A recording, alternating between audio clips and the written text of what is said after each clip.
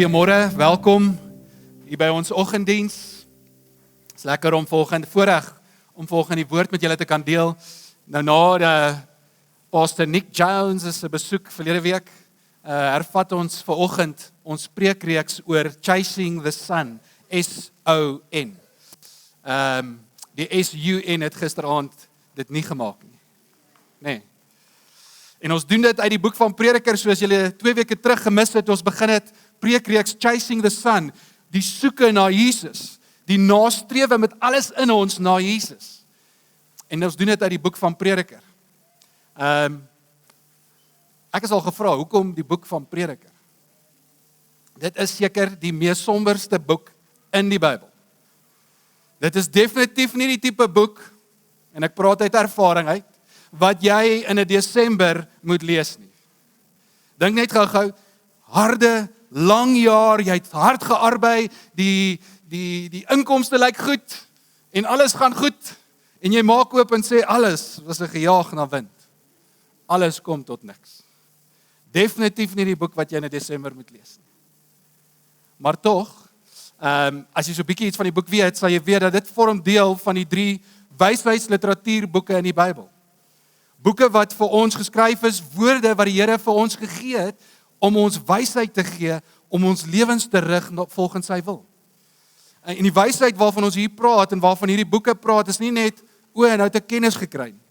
Nee, die wysheid en die rede vir hierdie boeke, is sodat ons dit in ons lewens kan toepas, sodat ons daar volgens kan lewe.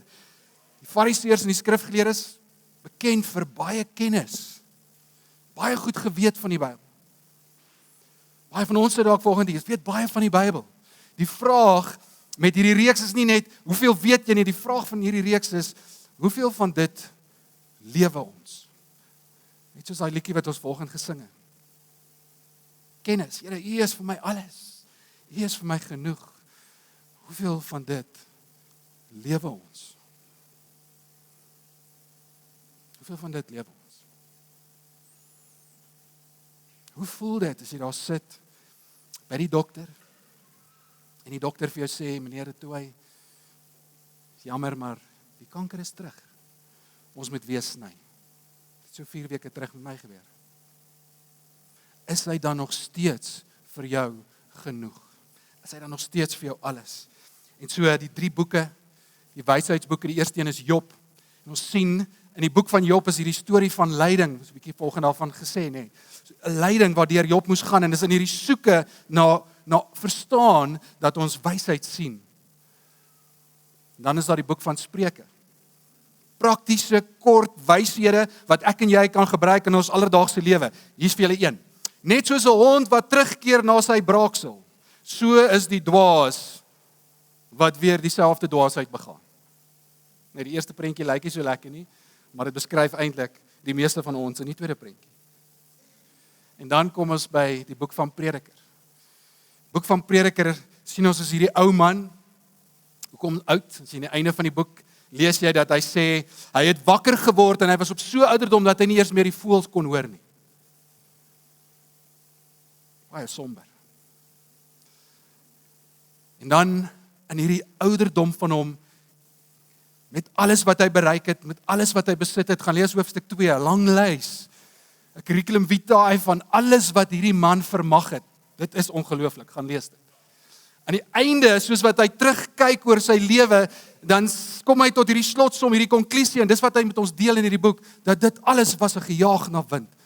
Alles kom tot niks. Laat my dink aan die beeld van 'n pa wat op sy sterfbed lê en met sy seun besig is om te praat, en sy seun sê, my seun, alles waarna jy kan dink, het ek bereik. Alles wat jy wil doen, het ek gedoen. Daar was geen beperkings op wat ek kon doen en wou doen nie. Maar my seun, ek het gesien dat al hierdie goed, maar net 'n gejaag na wind is. Hier waar ek lê op my ouderdom, voel ek leeg. En so, hoekom die boek van Prediker? Hoekom hierdie preekreeks?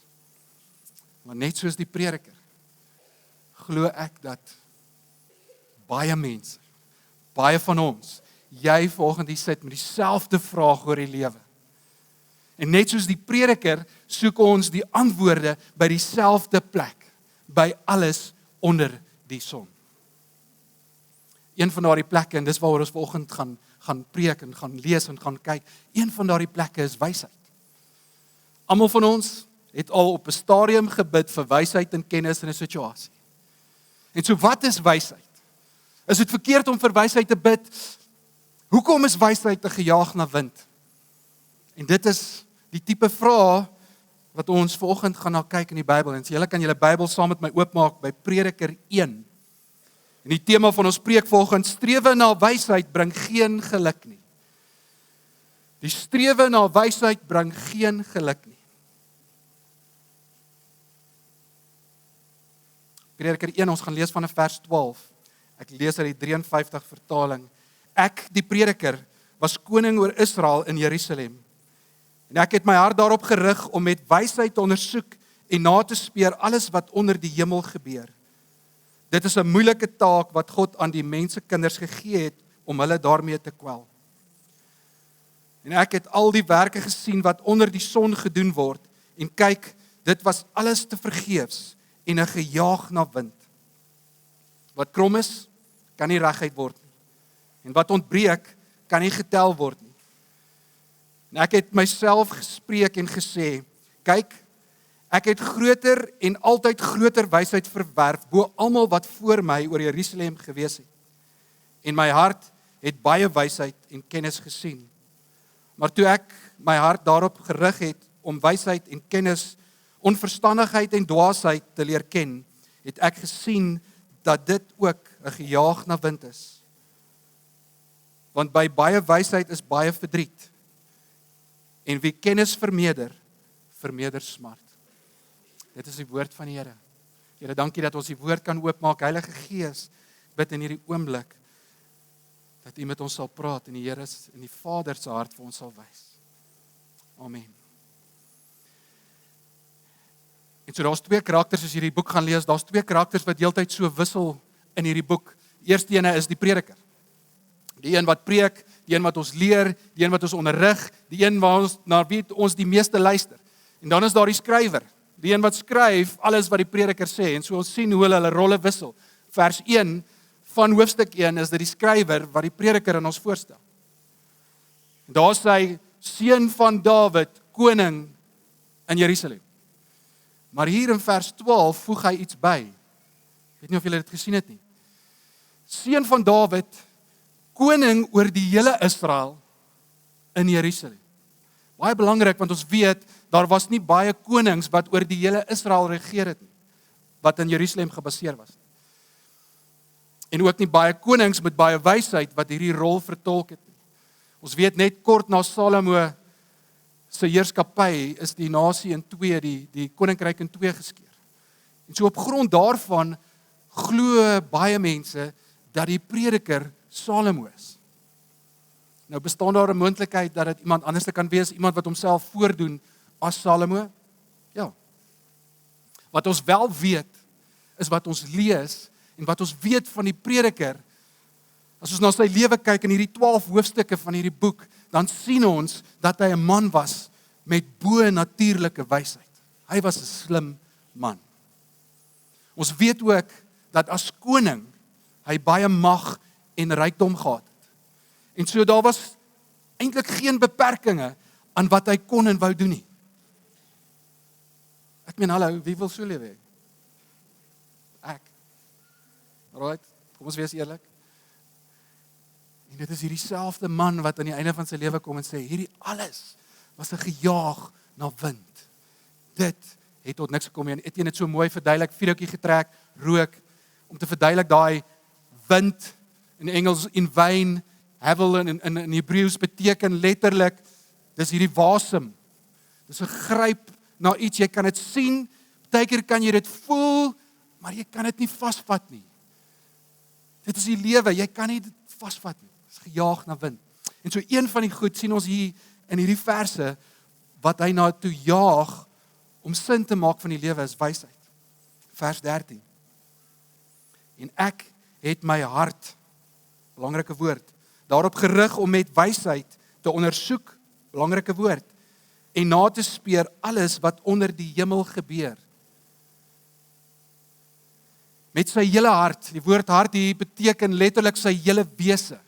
Sy intellek, sy verstand, sy emosies, alles wat hom maak wie hy is, met al dit het hy met sy wysheid probeer om meer wysheid en kennis van die lewe te kry, om meer sin te maak van die lewe. En daardie woordjie ondersoek en die woordjie nagespeur, moet ons nie verkeerd verstaan as, hy het daarna gekyk nie. Hy probeer verstaan nie. Nee, hierdie beteken, dit was 'n in-diepte studie. Soos 'n PhD-verhaling. En hier sit 'n paar van hulle. Dis 'n kyk na alles wat oor 'n spesifieke onderwerp geskryf is. En dan bestudeer jy dit in diepte. Dit is wat die prediker hiervan praat. En so met sy wysheid, wat doen hy? Met sy wysheid probeer hy na alles belangrik onder die hemel kyk en dit te ondersoek en dit na te speur. En ek probeer dit gou vir julle verduidelik. Etienne, kan jy my help? Rudo, gryp geraai kan.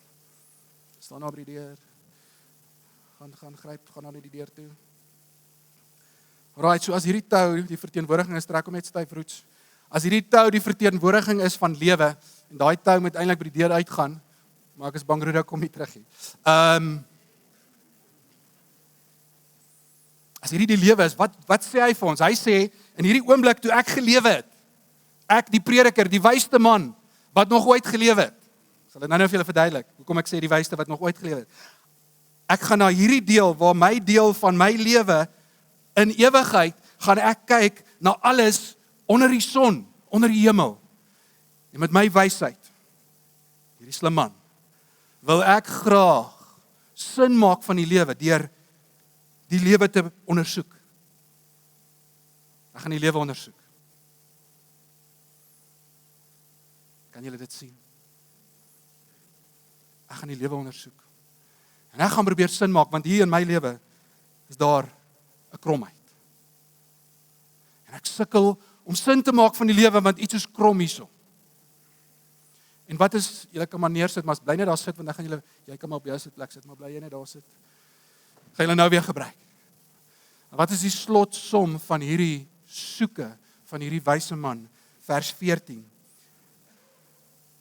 En ek het al die werke gesien wat onder die son gedoen word. En kyk, dit was alles vergeefs en 'n gejaag na wind. Wat krom is, kan nie reguit word nie. En wat ontbreek, kan nie getel word nie. Wat was fout in hierdie studie, in hierdie prentjie van hierdie studie van die prediker? Hy beperk sy soeke na sin, na alles wat hy kan sien onder die hemel. Alles wat hy kan sien onder die son. Hy beperk die volheid van die skepping. Dit is so goed soos om vir julle vanoggend te sê, ek gaan probeer om te verstaan wat die wese is van hierdie skool. Wat is wat hierdie skool so goed maak? Hier sit baie ouers wat se kinders hier is. Hierdie is 'n great skool en ek, Dani, wil graag met my wysheid verstaan, hoekom sal ouers hulle kinders na hierdie skool toe bring? En ek gaan dit doen deur net in hierdie saal te bly. Dit maak mos glad nie sin nie. Hy beperk sy studie, sy ondersoek, sy naspeur na die sin van die lewe, deur alles wat onder die son is. In daardie oomblik ontbreek die volheid van God. God is groter as alles wat ons sien in ons alledaagse lewe. Gaan lees Jesaja 40. Hy is die een wat die hemel, die sterre in die heelal en alles daar ver wat ons nie eers van weet nie, uitsprei soos 'n kombers, soos 'n gordyn. Hy hou al die water van die aarde in die palm van sy hand. As ek net na alles kyk wat onder die son is, hoe klein is my God dan nie?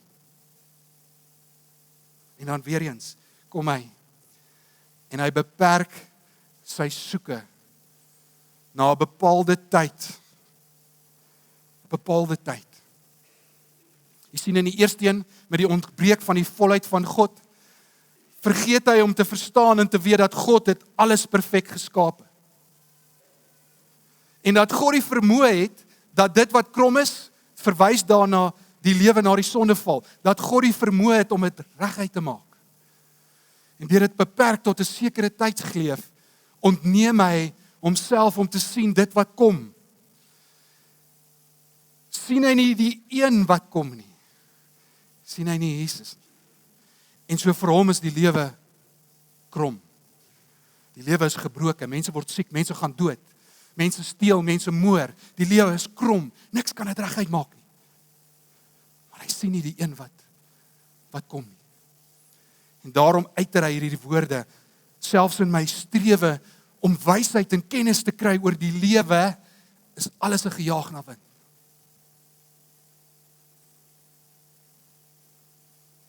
Hoekom is ek kanker kry, Here? Here, hoekom is ek my man of my vrou verloor?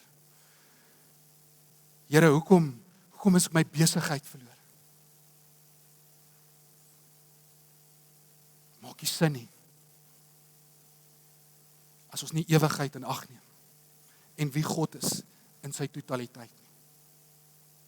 Baie van ons volgens sit hier met daai selfde vraag.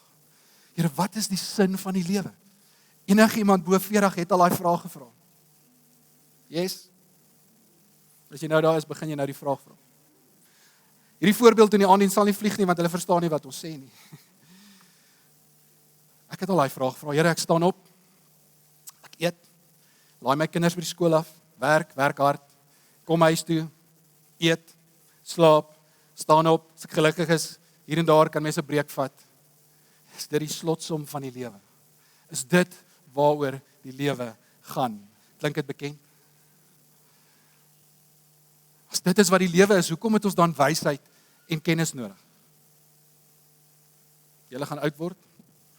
Julle gaan opstaan, eet, kinders skool toe ry, terugkom, eet, slaap. Dis maar die lewe. As dit die lewe is, hoekom swat julle?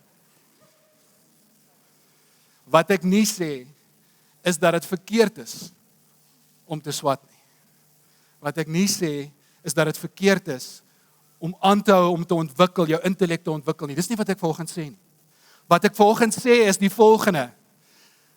As die nastrewe van wysheid en kennis, wat jy gebruik om voor te kom, jy doen dit om voor te kom in die lewe, en die ontbreek van die ewigheid bestaan, in jou strewe om voor te kom in die lewe, dan is dit 'n gejaag na wind. As jy wysheid en kennis nastrewe, en dit in die afwesigheid van ewigheid, is dit 'n gejaag na wind. Klink dit bekend? Die nastrewe van wysheid en kennis sonder God, of ten koste van God. Klink dit bekend? Kom ek lees gou vir julle. Genesis 3, vers 1. En die slang was listiger as al die diere wat die Here God gemaak het. Is dit regtig so? Vra hy die vrou. Het God regtig gesê, julle mag niks van die vrugte in die tuin eet nie? Natuurlik mag ons van die vrugte eet, sê die vrou. Dis net van die vrugte van die boom in die middel van die tuin. Die boom van kennis. Wat is kennis? Om te weet wat is goed en wat is nie goed nie, wat is kwaad. Die boom in die middel van die tuin wat ons nie mag eet nie, of selfs aanraak nie, anders sal ons sterf. Julle sal nie sterf nie, sê die slang. God weet dat julle oë sal oopgaan wanneer julle daarvan eet. En julle sal dan net soos God wees en weet van goed en kwaad. Dit het die vrou oortuig. Wat het die vrou oortuig? Om net soos God te wees. Wat het die man oortuig? Om net soos God te wees. En wat doen hulle? Wanneer sy na die boom kyk, lyk die vrugte mooi en aanloklik, geskik om die mens verstandig en slim te maak. Sy pluk 'n vrug van die boom, eet daarvan en gee vir haar man by haar. En hy het ook geëet. In God het Adam en Eva alles gehad wat hulle nodig het. Ons het dit volgende gesing. In God het hulle alles gehad wat hulle nodig het. Maar hulle begeerte om soos God te wees, was meer belangrik as God self. Wysheid en kennis, die verstaan van reg en verkeerd, was wat hulle begeer het. Wat wou hulle gehad het? Om soos God te wees. Wat doen hulle? Hulle vat die vrug en hulle eet. En in daardie oomblik ontbreek die wie. Die een wat skep, die een wat gee, die bron van alles ontbreek in daai oomblik. Die een wat die wysheid vir hulle gee wat hulle so na streef. Die prediker doen presies dieselfde. Ek het 'n begeerte om sin te maak van die lewe in wysheid. Die tou is nou te laag, kan jy gou vir my? Sin te maak van die lewe. Ek wil sin maak van die lewe. Dis wat hy wil doen. Hoe doen hy dit? Hy bestudeer die lewe in hierdie groot lewe van hom. En in daardie oomblik ontbreek die volheid van God. Ons het dit nou net gesien. Hy sluit nie alles in nie. Hy sluit nie die hele tydslyn in van die lewe nie. Thanks Roots. In daardie oomblik ontbreek alles. Wanneer wysheid en kennis nie wys na die bron, na die skepper, na die gewer van alles nie, is dit net te gejaag na wind. Sien, die sonde was nie die verkryging van wysheid en kennis, die verstaan van reg en verkeerd in die tuin van Eden. Die sonde was die vat daarvan vir self, om soos God te wees. Die mense begeerte was soos God te wees. Ek kan dit eintlik maar anders stel, die mense begeerte was om God te wees. Ek bepaal, ek kies, ek wil net soos God wees. Ek wil God van my lewe wees. Dit was die sonde. Wat was die sonde van die duiwel? Die vat van alle aanbidding wat deur hom na God toe gevloei het, vir homself. Hoekom? Want hy wou soos God wees. Hoe lyk daai prentjie vandag vir ons? Het jy al die volgende woorde gehoor? Jy is so wyse mens. Louis, dit is so lekker om saam met jou te kuier elke woensdag aand by die live groep. Wysheid borrel net uit jou uit. Niks verkeerd met dit. Hy is 'n wyse mens. Wyse man. Jy is hierdie great advokaat. Goeie studente. Mooi. Argitek van formaat. Goeie ingenieur. CEO van formaat, en ek kan so deur die gaan, daar sit nog 2 argitekte. Onderwyser, great onderwyser, huismoeder, greatste ma wat daar ooit kon wees vir jou kinders. 'n moe MBA student, so 'n goeie student, Greg. Almal het dit gehoor. En hoe reageer ons? Dankie. Dis harde werk, maar dit is vir my vreugde om net iets te kan beteken vir mense. Hoor julle die ontbreek van die wie? Die skepper, die bron van alles wat jy het om te gee, ontbreek. En in daardie oomblik vat ons dit wat hy vir ons gee en ons maak dit ons eie sonder om terug te reflekteer wie die bron is van alles. Hy is die bron van alles. Hy het jou geseën om 'n uitstekende dokter te wees. Maar hy bly die bron van alles. Een van my mees amazingste ervarings in 'n spreekkamer was waar die dokter alles in haar vermoë gedoen het om my te help. En aan die einde vra sy vir my, sal jy omgee as ek vir jou bid? En na die oomblik besef sy en kommunikeer sy vir my waar wysheid vandaan kom.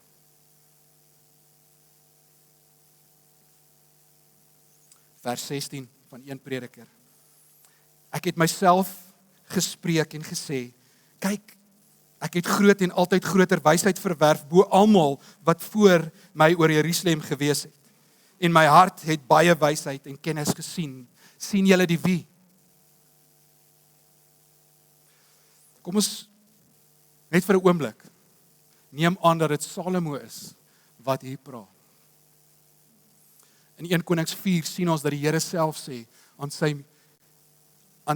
sy wysheid was daar nie 'n man in sy gelyke voor of na sy lewe nie. Die wysste man om te leef. Waar het Salomo sy wysheid gekry?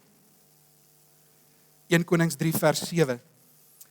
En nou, Here my God, het u knegt koning gemaak in die plek van my vader, Dawid. en ek is maar 'n klein kindjie. Ek weet nie hoe om uit of in te gaan nie. En die knegt is in die midde van u volk wat u uitverkies het.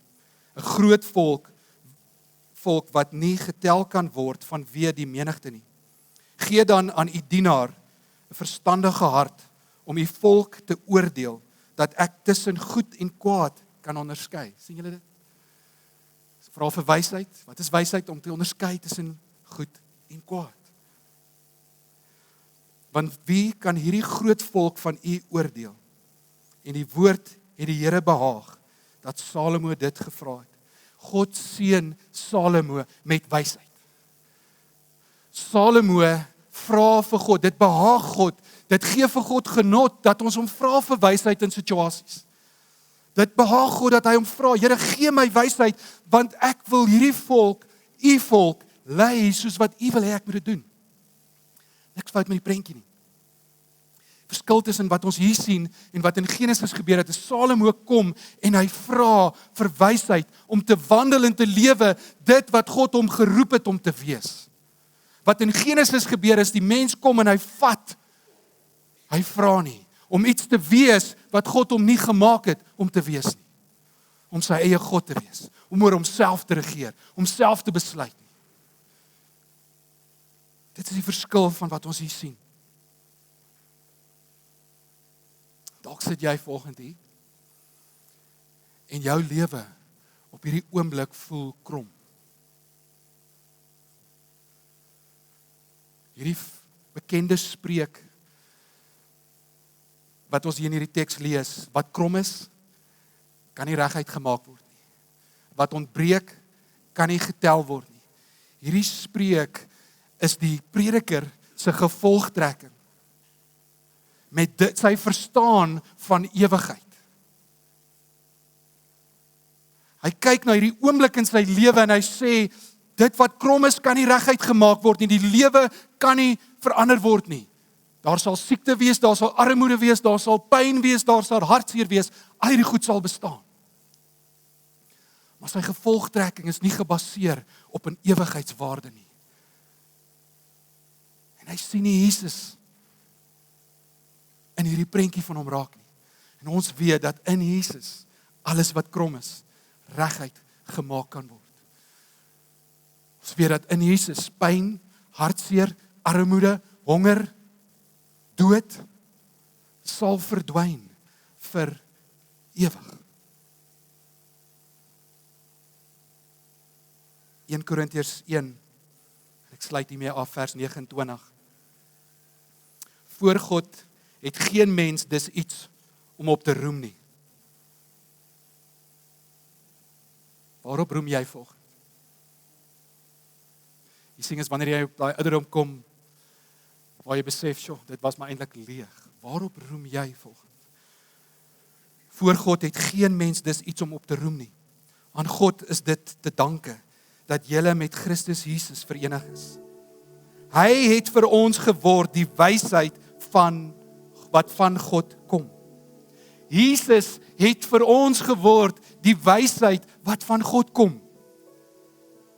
Die vryspraak, die heiliging en die verlossing. Daarom soos daar geskrywe staan, die wat wil roem, moet in die Here roem. Vir ons is die prentjie van die tou volgens meer volledig. Want in ons prentjie is Jesus daar. En ons weet in Jesus kan enigiets wat krom is reguit gemaak word. In Jesus weet ons dat dit wat nie sin maak nie, ewe skielik sin gekry het. Jesus het geword wysheid vir ons.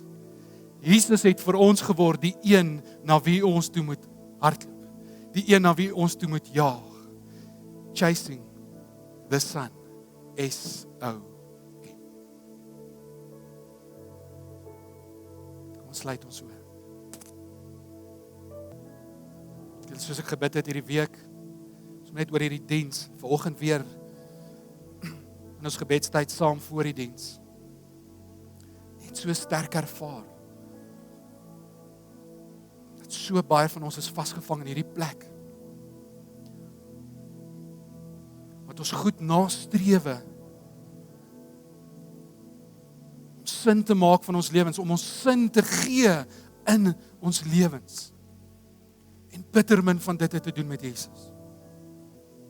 Dis kom ek so sterk gevoel het gedurende die worship tyd, net om te kom en te sê, is dit regtig wat jy bedoel as jy dit sing? Waar is jou hart vanoggend? Waar soek jy vanoggend na die sin vir jou lewe? Want in hierdie tyd gleef waar ons lewe, is die lewe krom. Word mense siek, kry mense swaar, is daar seer, draai kinders hulle rug op hulle ouers, maak ons seer of word ons seer gemaak met woorde. Waar is jou hart vanoggend? Is hy werklik vir jou genoeg? Niks van hierdie kan sin maak sonder Jesus. Die lewe kan nie vir jou sin maak sonder die Heilige Gees met jou en in jou vanoggend. Wil jy nie vanoggend kom teruggee dit wat jy dalk gevat het in jou hart om soos God te wees? Wil jy nie dit vanoggend kom teruggee vir hom? Net daar waar jy sit, net sê, Here, ek is jammer. Ek het my beroep kom vat. En dit was die bron van my lewe. Here, ek het my rykdom kom vat en ek het daaroor bepaal. Here, ek het my wysheid en my kennis kom vat en dit het my lewe gerig. Wil jy kom teruggee vir die Here vanoggend?